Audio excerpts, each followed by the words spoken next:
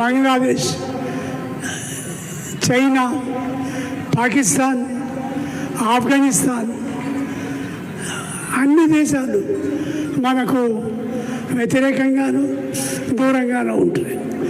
Burma మొదలైన దేశాలు అంటి ముట్టనట్లుంటాయి. ఇలాంటి దశలోనే మన దేశంలో ఫ్యాసిజం పడగ విప్పుతున్నది. ఈ ఫ్యాసిజానికి వ్యతిరేకంగా యావత్ శక్తితో మనం పోరాటం చేయాల్సిన అవసరం ఉంది.